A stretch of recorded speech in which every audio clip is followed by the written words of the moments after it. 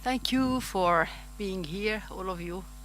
I felt a great energy these past days, and it gave us a lot of energy, I think, to all of us here at Europa Cinema. So thank you very much for your participation and following up, being so creative, being so kind, and you listen, and I'm sure we have in French we said bonne relève for exhibitors in the future.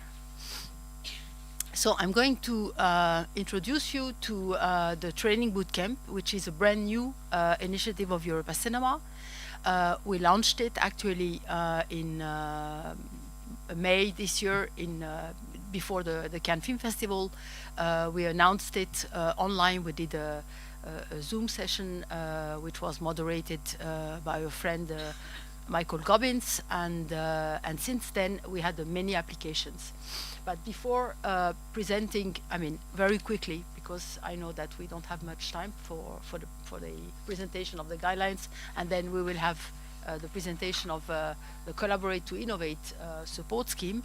I just would like to tell you that Europa Cinema is, as I said, perhaps at the beginning of the seminar here, we have over the years developed an integrated support scheme, actually, with on the one side the programming and young audience activities support, which all of cinemas at Europa Cinema receive yearly after presenting sending the programming and young audience activities results. And then we developed over the years the conferences, the network conferences, which now happen every 2 years, and we will have one in Vilnius this year at the end of the year, from the 28th of November until the 1st of December. And of course, you're all invited to attend. And then we developed 20 years ago the boot camp, and over the years we managed to provide surveys. We did surveys, we did reports, we developed 2016 the Neck Change program, which Adrian is taking care of, and which is our Erasmus. And these past years, after, or let's say during COVID, we launched Collaborate to Innovate, and now we are launching the training bootcamp. And all these support schemes are, let's say, working together. It's like a holistic approach of support for the exhibitors of Europe. So what is the training bootcamp? Actually, we noticed that when people come to labs or would like to launch a project, some of them have difficulties because they don't know what is digital marketing, and and in the labs it's more let's say an exchange of best practices. So we decided to launch like real local training, which are aiming at supporting and developing the skills of people, let's say exhibitors who have perhaps in their own countries no training programs to support them. And what we decided to do is that this training bootcamp would be self-reliant. Don't forget that the guidelines, I don't know if you have been informed earlier about this, have been developed by exhibitors for exhibitors, exactly like the program Collaborate to Innovate. It's been developed in the framework of focus groups that we have. Every year we have some focus groups working, built of exhibitors who think about strategies for the network and for the exhibitors. So the idea basically is that one coordinator, one of an exhibitor in one country, it could be as well a region, like for example the Balkan region or the Baltic region. He applies. We have open call running the whole year, and he applies with specific objectives. Perhaps I'm going to show you a bit of the PowerPoint.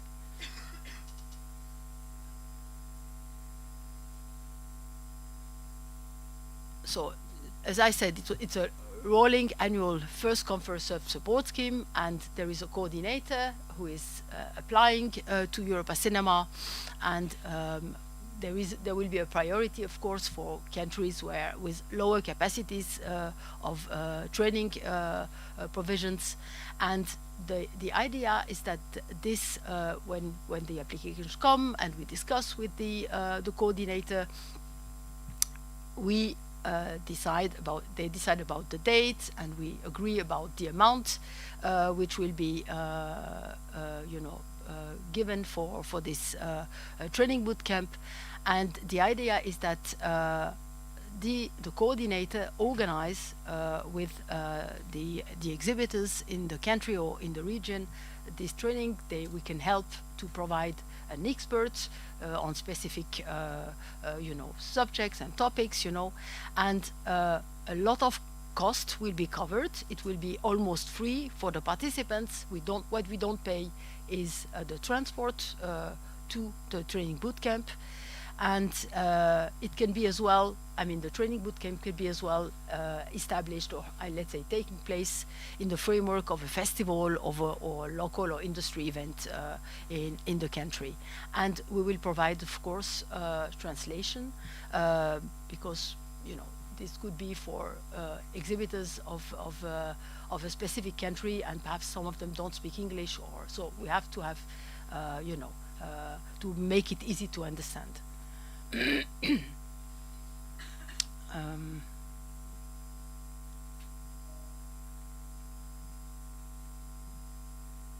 So if you want to apply, let's say as an exhibitor for this training bootcamp, we have minimum requirements. You need to have at least 8 persons who participate from 3 different network cinemas. It could, of course, different cinemas, it means 1 venue per network cinema. And we will have some kind of criteria to decide whether or not we take the training boot camp, and it's the eligibility, the evidence, whether the local needs are real or not. Of course, the ability of the coordinator to organize this training boot camp, the credibility, the value for money of the budget, and the costs per head. So, and at the end, when the boot camp has taken place, we will ask, of course, for a final report. We will see, and we have 6 months after the training boot camp has taken place, we will ask for review, and see what has been really done, what has been realized, whether the trainees have achieved something, have set up something. The whole idea of this training boot camp is to bring as well people together, and perhaps in the future apply for a Collaborate to Innovate project. So, feel free to come back to us. I don't wait very long, because Maddie is going to introduce you the Collaborate to Innovate project. And well, we're here to answer any questions. And if you have any idea of a training boot camp and you don't know who could do that, we can support you in organizing it. The idea is that you organize it actually, but we can support you in finding experts, and so that's it.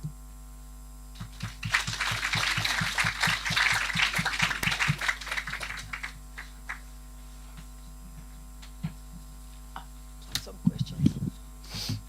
So, any questions? Yeah.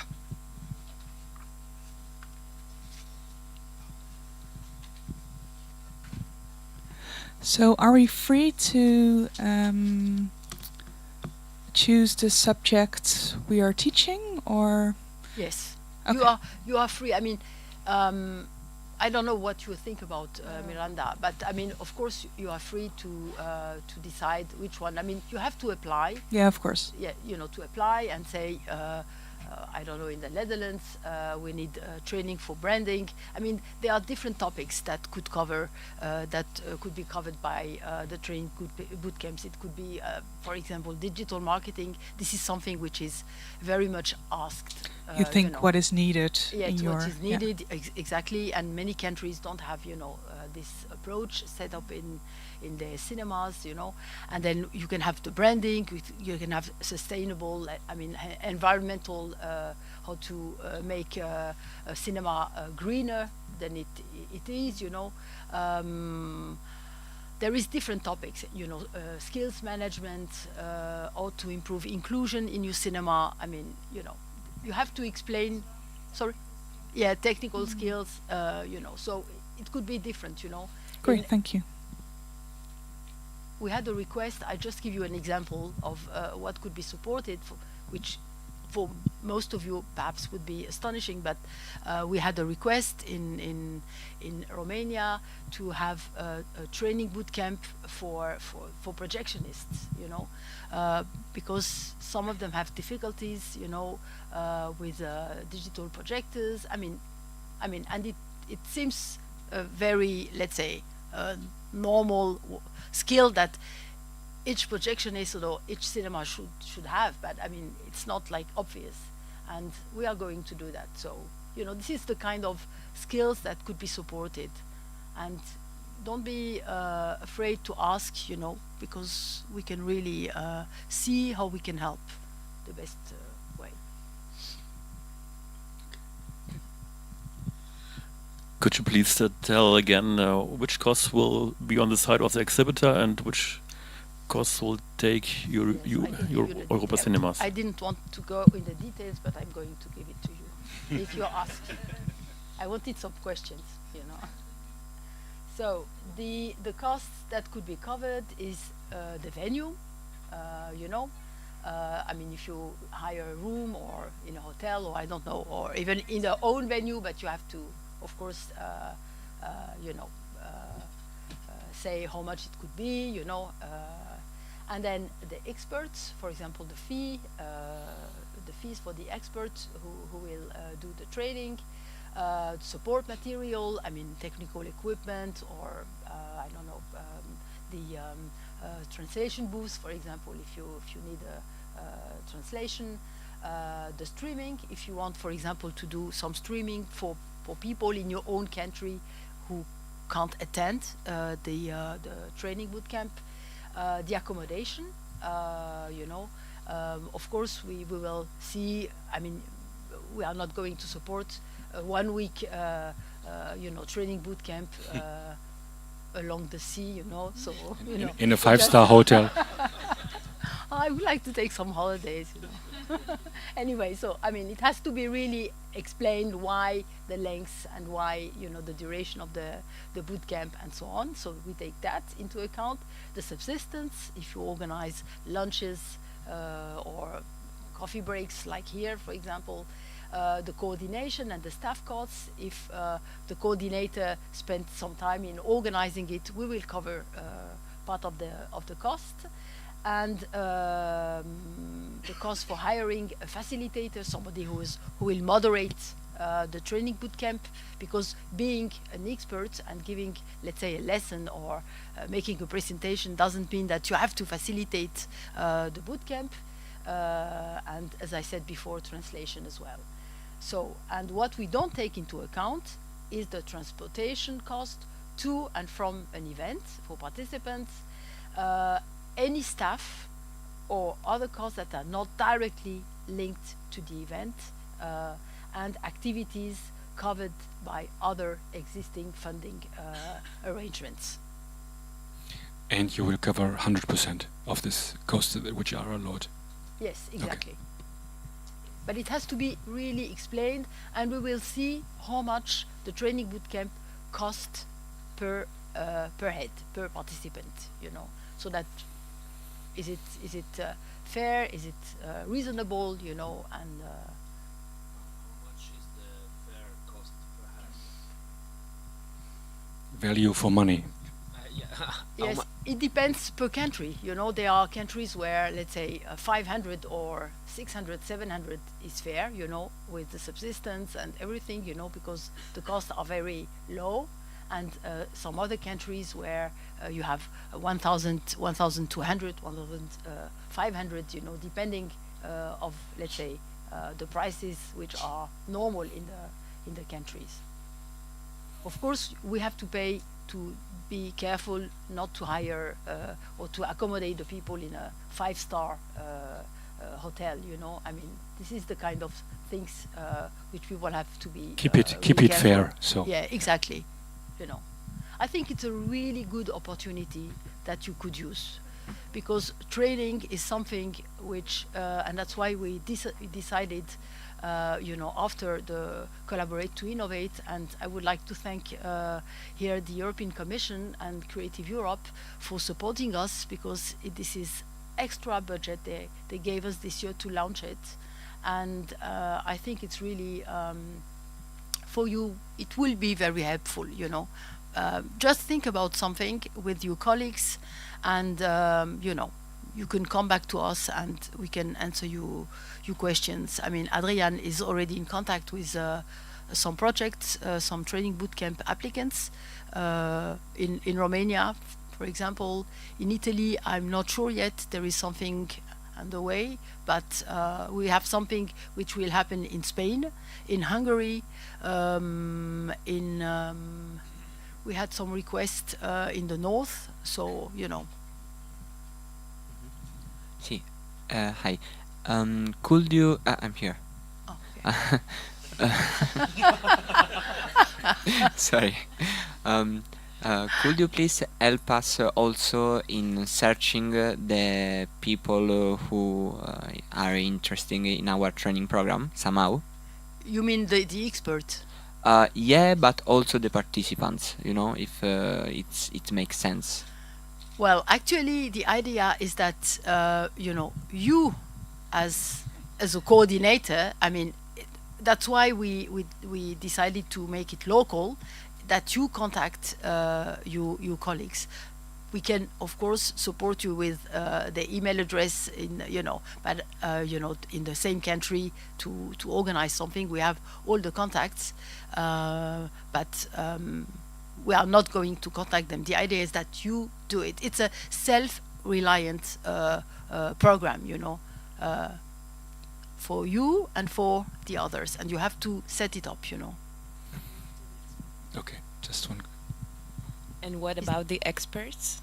Well, Like- for the experts, I think we can support you, you know, because over the years we have a let's say, well, bunch of experts that have been attending conferences, and of course, if you know somebody in your own country which is like talking, you know, in the same language, it's easier for you, because you don't have the translation costs. But of course, if you want to have a specific training, we can say, okay, this guy is really good and he can come, and you know, you can cover the costs of the flight and accommodation, or the train if it's not far away, and the fee, and we can support you in that way, you know, as far as we can, of course. Thank you very much, Fatima. Yes, you're welcome.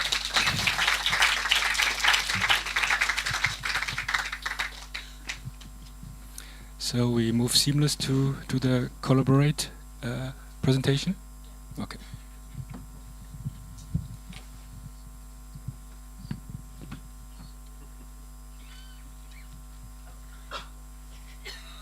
Sorry, it's me again. So this is me as a board member of Europa Cinemas, and I was involved in the co-creation of the guidelines for both the bootcamp and Collaborate to Innovate. So how many of you are familiar already with Collaborate to Innovate? There's a few people. Oh, that's good. Yeah. So this, I'm not going to go into lots of details with this. It's just to give you an idea of the scheme, and then to hopefully inspire you to kind of work in a workshop setting. And you're also going to hear from a couple of people that actually are beneficiaries of the Collaborate to Innovate funding. So yeah, just briefly, so what it's trying to do is to foster collaboration and around kind of innovative practices, and to encourage exhibitors to come together for shared challenges, and it also needs to fit within Europa Cinema's bigger goals around the circulation of films, European films, across borders. And in the process, it can also, a little bit like the boot camp, you can also have an element which is about the development of the exhibitors. So hopefully they learn something as part of it as well. Running threads throughout all of Europa Cinema's schemes are around sustainability, the Sustainability Charter and the Inclusion Charters. So yeah, these are the kind of headline elements of the program, and we did create this program after doing a number of surveys, which Fatima has mentioned before, but you know, that one of the challenge was to innovate. You kind of need not retrospective funding, which is what Europa Cinemas has had for many years, but it's funding at the beginning. So this is it was a big breakthrough moment for Europa Cinemas to actually manage to get seed funding for the sector, for you to test and try new things. I'm not going to go into the detail of this, but there are, you know, specific requirements around the types of countries that can apply.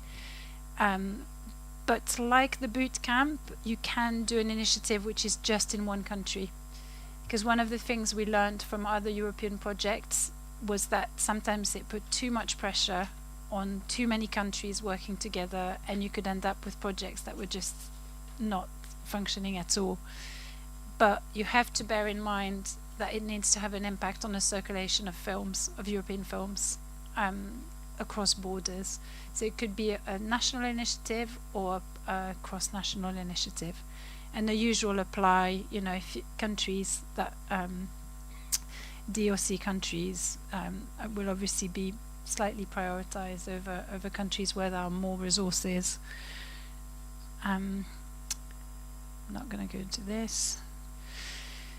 This is just to give you an idea of the kind of areas of work where we're keen to kind of get projects. It's quite similar to the boot camp in a way, but there's always that audience-facing, program-facing element in the program. We've heard from Cineville earlier on in the program, so that was one of the initiatives which started in the Netherlands, moved to Belgium, is going to Germany, and is now going to another country, which I've forgotten. Sweden as well. You know, I think that for me, you know, as someone that was involved in the early stages of this, it's a brilliant example of how this program can work. Innovation doesn't have to always be brand new. It can be something that is just adapted from one country to the other.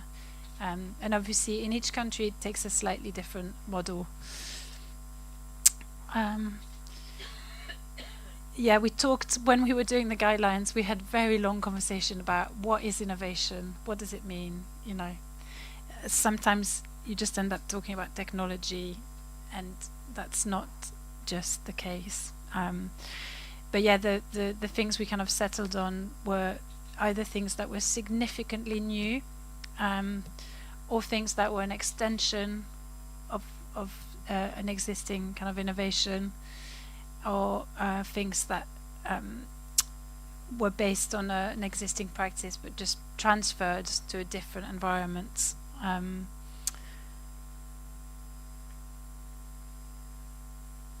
I can't remember the minimum of cinemas that need to be involved in a proposal. I think that was a bit... Three is the minimum. And don't go crazy, because, you know, the more people are involved, the more complex it is. We have had some programs that involve more cinemas, but I've talked about this already. So the whole program fits within Europa Cinema's overall aim of increasing the reach and circulation of European films. As per the boot camp, things like value for money and feasibility are important, and I would really push that point, visibility. Obviously, if you're a cinema and you're already stretched and you already have a tiny team, you take on a project like this on behalf of several cinemas in your countries, you need to think about your capacity, and there is some money in the project towards coordination. So I think where we have had issues in the past is where that coordination role hasn't been very clearly defined. This is above and beyond what you're doing. So whoever takes it on needs to really think about the impact, and they will be responsible for, you know, doing the reports, gathering the information from the other cinemas, looking after the budget and so on. And I think a number of projects have had match funding as well from national funds, and I think that's probably a good way of doing it if you can access funds. Because unlike the boot camp, it's not 100%, the 100% of the costs that are covered for this one.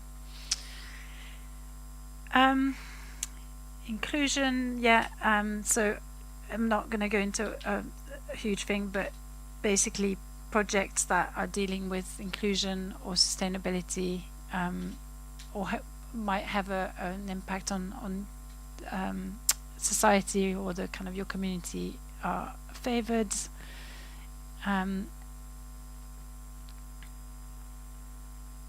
Yeah, and then there's definitely an aspiration with this project that through your experiment, whether it fails or it succeeds, there will be some learning for the whole sector. So evaluating the project, however badly it goes or however well it goes, is really, really important. And people are expected to produce case studies afterwards and to really share the results so that we can learn from each other. And projects that are perhaps working across the chain, you know, maybe working with distributors in a new way, or with streaming platforms, or other parts of the sector. Yeah, KPIs. There are very clear KPIs which we set. We kind of give guidelines for KPIs which you can then set for your projects, but to really think about that, what is it we're trying to achieve, what are our goals, so that we can understand whether it's a success or not. Different stages, so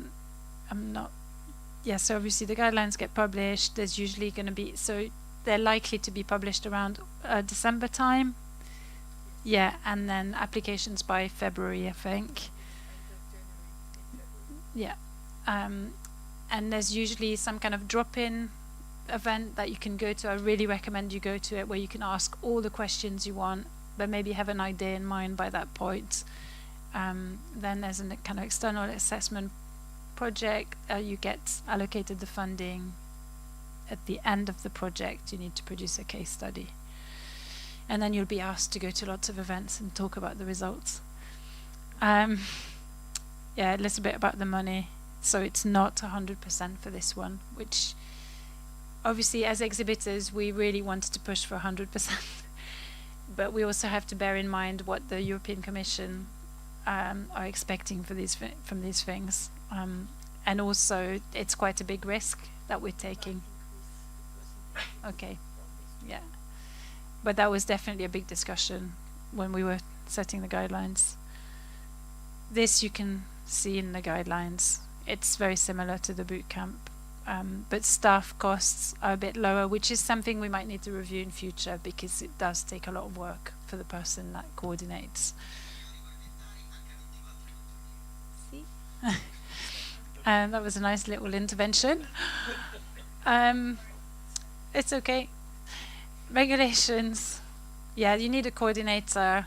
The coordinator needs to really think about what they're taking on, and you can involve non-member cinemas. So, you know, beyond, it's possible. It could be that your project is mainly with Europa Cinemas members, but then there's an outcome for like a commercial chain as well. They could participate in an element of the program, or they could benefit from the learnings. So back to the aims and goals, we're back to the beginning, and that will be the kind of task we're going to set you for the workshop. But before that, we wanted to invite a couple of people to share their results. So we're going to invite Marie first from Tartu Elektriteater in Estonia.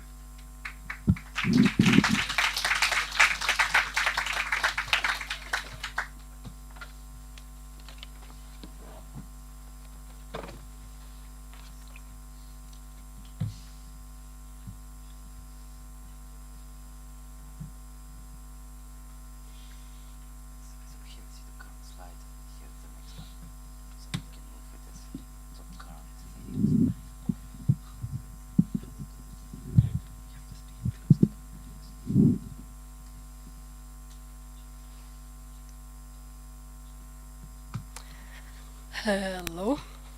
First I want to say that I've been having the best time here. Not here in front of the microphone, this is the worst time, but in general it's been the best time. So I will tell you about Kinola. What is Kinola? It's a ticket selling program. It's specifically meant for cinemas and extra specifically, of course, for art house cinemas. What is a ticket selling program good for? Selling tickets, of course, but also a lot of other things. For example, you can make automated reports, like yearly reports, or automated emails to distributors. You can have your working hours in the same program if you have ticket sellers or projectionists who are paid hourly. Yeah. Okay.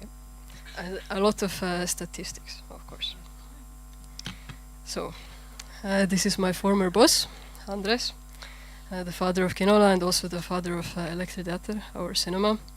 This is a reconstructed image of him working on Kinola.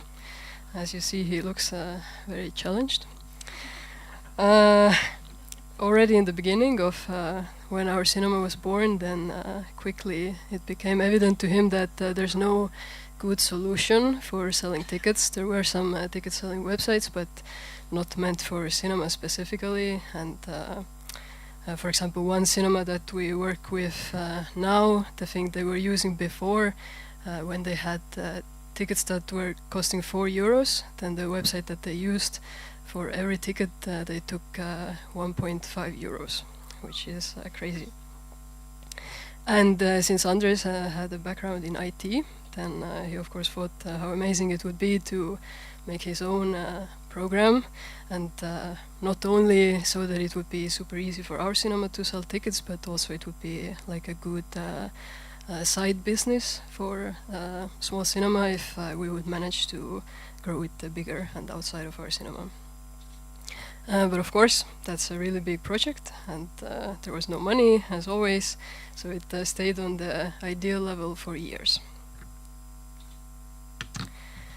So, the dark past. That meant that for 10 years we were using a notebook and a pen, and if you look at my co-worker's face, then it was even the very, very dark past, not just the dark past. And notebook and pen was also how I started when I joined 5 years ago and started selling tickets. So I would just write some columns like cash card, adult, child, and then as people were buying, I would just make some lines, which often was confusing. It's especially not a good system if you're sleepy, and I joined when I was 17 and I was not sleeping. So yeah, maybe some of my coworkers were more capable, but I had limited brain capacity for a lot of tiny lines. So sometimes I would stay at work like half an hour or 45 minutes more than I really should have, because I was just going crazy because I didn't understand the lines, and like the reality of the money are not matching up. What the fuck did I do? now a big jump into the present, because for me as a ticket seller it was a pretty much an overnight change from notebook to having our own program. For the developers, of course, it wasn't overnight. But here you can see what I see when I'm selling tickets. I'm sorry about it being in Estonian. But you can see the layout of the cinema. You can of course choose how somebody is paying. You see all the information for the movie, and like the movies are taken from TMDB and put into the system. And also you choose which kind of ticket you're selling. You can add their information if they are paying or buying for like not the same day but for later.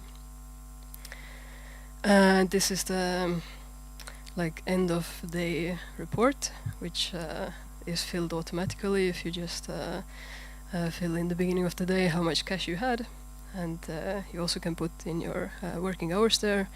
In the past it was like we had the notebook, then we had a Google Sheet for working hours, then we had another Google Sheet for how many people came, so everything was all over the place. Oh my god. Okay. This slide is self-explanatory, but I will say that it was a really good opportunity for us in our cinema to be like the test subjects of this program, because well, even now it's not 100% ready. It will never be ready, because you can always figure out new ideas how to make it better. If I think that something could be better, I just write to Andres like, maybe we should do this. And then after a while, if there are like enough suggestions, then they come together with the developers and they make updates. So I was asked to talk about what were the challenges of doing a Collaborate to Innovate project. And well, as a ticket seller, I started using the program when it was already ready, pretty much. So I don't know from personal experience. So I wrote to Andres and I told him, they are asking me this question, what do I say? And he replied to me, but he did not reply anything about challenges. So then I called him and I said, come on, they are asking me, I have to say something. And he was like, but there were no challenges. He just said that it was really great to be able to work with other cinemas and have like a weekly contact point with someone and like feel the community. And of course, like if the project is about innovation, then it already automatically means that it's also about risk. But Andres is not afraid of risk, so that was not the problem. The only problem that he could come up with once I had asked like 5 times was that at the time when he was working on it the most, he was also the boss of our cinema, so it was difficult to be the boss and like be doing a new project at the same time. So recently he gave up being a boss to concentrate or to focus only on Kinola, but then he got a baby. So now he's still doing 2 very huge things at the same time, because he just can't focus on one thing.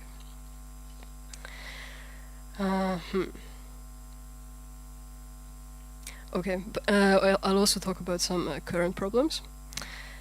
So the first problem is, how do we take over Europe? Because every country has different systems. Like, of course, in Estonia we already have a working system that basically it can work in any Estonian cinema. But if we want to move out, then for every new country we need to like make different changes, and that means a lot of development cost. And like from small art house cinemas, like cinema budget, it's just impossible to do all of that. And of course it's also challenging because we want to keep costs low for the art house cinemas that will be using them. And we don't want to like force our view onto the cinemas, because every cinema, they have been selling tickets for years, and they have their own ideas how it's best to do it. So we have to, for every cinema, make these little changes that they could keep working as they have been working, as they want to work. Currently, it's used in 8 cinemas in Estonia, in Lithuania, and Finland. And Andres, he promised to send me some figures, but he didn't. Maybe the baby ate the figures. Yeah.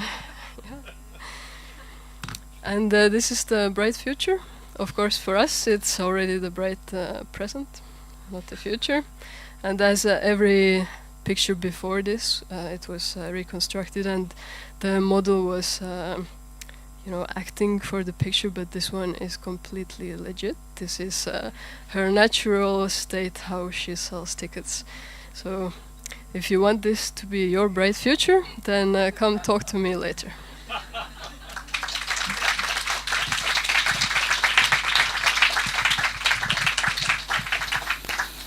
Thank you very much.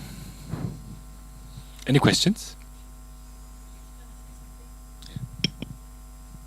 I mean, I know that Andres left. Not perhaps he will come back to Tartu. To the Elektriteater one day.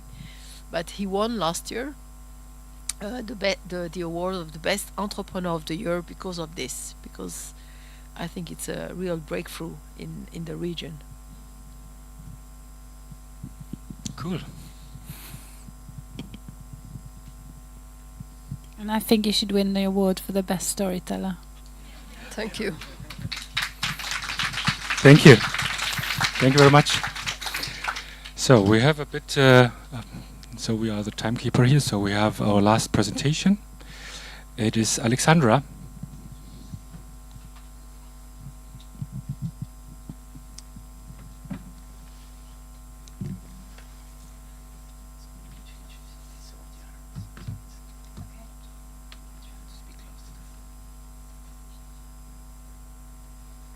Hello. So I have to welcome you to my panic zone again. So I'm trying my best, but be patient. Okay, so I was asked to present some our project, which was also collaborate to innovate. The name was Face to Face with European Cinema, and what it was about. So we already did another project. It was Cinema Open to Youngsters. It was also Collaborate to Innovate project. And during the project we figured out that young people, don't know European cinema at all. They think that it is boring, it's long, and they don't understand it at all. Especially when it comes to culture, it is also a problem. So we decided to change that, and we decided to invent some project about it. And the main goal was to introduce young people European cinema by experiencing the culture of a chosen country. We did a few, I can tell you then, a few days, and it was like French Day, Italian Day, German Day. And we have also some partners. We have 4 cinemas from Spain, 1 from Germany, and 2, including us, from Poland. There are some photos from Italian Day. The youngsters was asked to dress like Italian, so there is some mafia here. But by the way, Italian Day was their favorite because of the pizza, I think, and gelato and coffee. So what was it about? We were events, one event 1 month, one country. There were French Day, Italian Day, German Day, Scandinavian Day, Spanish Day, Catalonian Day, and Romanian Day. And we had special food attractions which were connected to each country. For example, concerts, or in a French Day we had a mime. Yes, she was walking around and do some like this stuff. Yeah. And we have also prelection about the cinema and about a film. And there was also a film, a European film. For example, a German film from a German director, etc., etc. And then the young people was asked to complete surveys, which we used to make conclusions then. What was the challenges? So, we asked ourselves, is European cinema really attractive to young people? Or maybe it's not. Maybe this is the main problem. How not to be boring with education when it comes to educate young people, how to show them the culture, European culture, in some involving way, because education is boring. It's connected with the word boring. So we want to show them it's not like school. And also how to involve them into the project. For us, education, it is well known that education don't come an instant gratification, so we have to wait for the results. The event organization was also challenging because we have a small crew. It was an additional work. We have to look after the budget. And we have to do our regular tasks. We were the leader of the project, so the leadership is not easy. We have to deal with every problem. We just invite our partners to participate, but everything was our responsibility. And the language barrier was also a big challenge, but we have some results which we were happy about. So young people was involved and interested. They said that even if they have to pay for the event, they will take part. So I think it's a huge success because they can go shopping or hang out with friends, but they said that they can go to our cinema, watch European movies, and get some education. So not for free. So I think it's a huge success. I think important thing is also that everybody had fun, including us as a cinema. We like food. We like to watch the films, we like to get connected with the young people, so it was quite fun. We also have a chance to research the young people preferences, and we got a lot of important conclusions which we can use in programming in our cinema.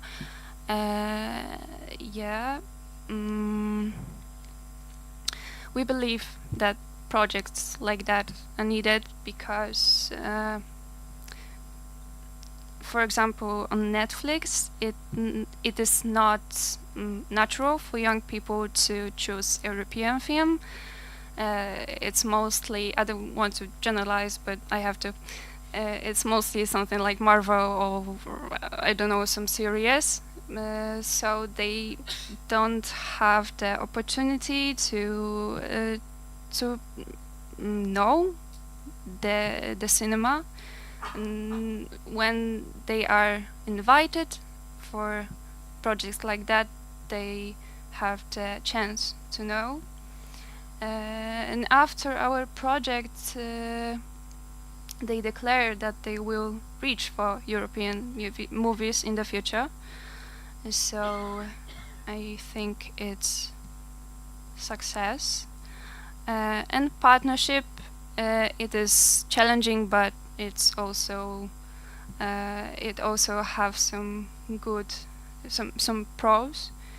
For example, we are looking for new projects. We are already invited to be a partner with 2 projects. The contacts with our partners were so valuable. It turns out that everybody struggles with the same problems, so we can share our experience, our some ideas, and what we proud about. We are some kind of model for a new relationship, because 2 of our Spanish cinemas didn't know each other before our project, and then they started to cooperate in Spain, so we are some kind of model of this relationship. Yeah, and there are some social media I was responsible for, so just a small auto-promotion. You can scan the QR code and watch some reels, some photos I did during the project. It will put the light on this what we did. Yeah, and that's all. Thank you. Thank you very much. Interesting project. Thank you very much. Any questions?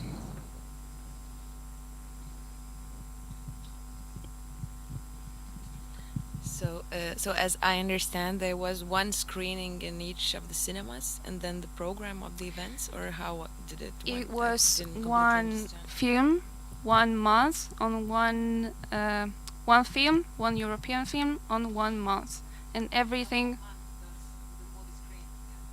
No. The 1 day. Once in a month. Once in a month, yeah. It was a day, for example, French day, and we eat the food and do the attractions, and then watch the film. Yeah.